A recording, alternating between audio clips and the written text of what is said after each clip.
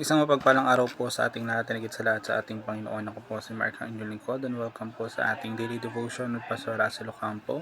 Ang topic pa rin po natin ngayong araw ay tungkol kay Micah. Ang pinaka-topic is about who is a God like you.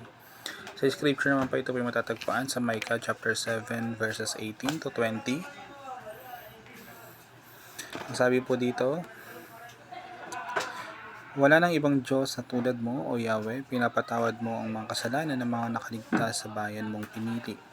Hindi na natili ang iyong galit magpakailanman, sa halip ay pinadarama mo sa kanila ang tapat mong pag-ibig.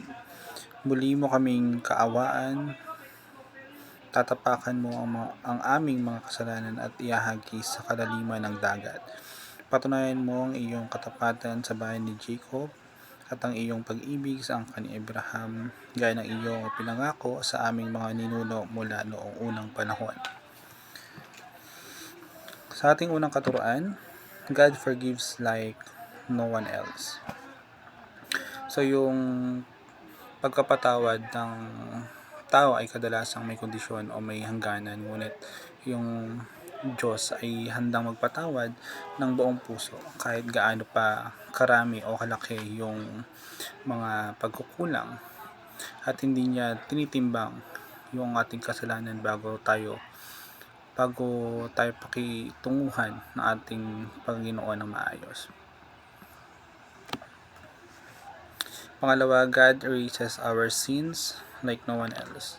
So hindi lang niya ipinagkaloob yung kapatawaran, inalis din niya yung tala at bigat ng ating mga kasalanan na parang hindi na ito nangyari pa. Wala nang alaala o parusa ang nakalaan para sa mga taong mga kasalanang pinatawad ng ating Panginoon. Pangatlo natin, God loves you more than anyone else can. So yung pagmamahal ng tao ay maaaring magbago o mawala, depende sa sitwasyon. Ngunit yung pagmamahal ng ating Panginoon ay walang katapusan at hindi nakadepende sa ginagawa natin. Mahal tayo ng ating Panginoon kahit sa ating pinakamahinang sandali.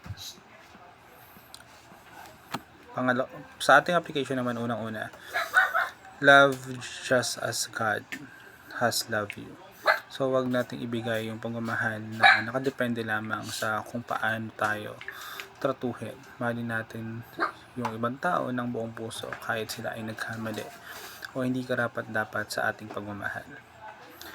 Pangalawa, forgive just as God has forgiven you. So wag tayong magtanim ng galit o maghigante.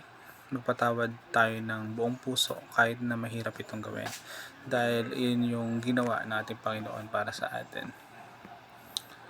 Pangatlo, do not hold people's sin against them. So kapag tayo nagpapatawad or kapag napatawad natin yung isang tao, ay huwag na natin itong gamitin laban sa kanila sa hinaharap. Huwag na nating hawakan yung kanilang mga pagkukulang at bigyan natin sila ng pagkakataong magbago. So yun lamang po ngayong araw. Salamat po sa pakikinig and God bless po sa ating lahat.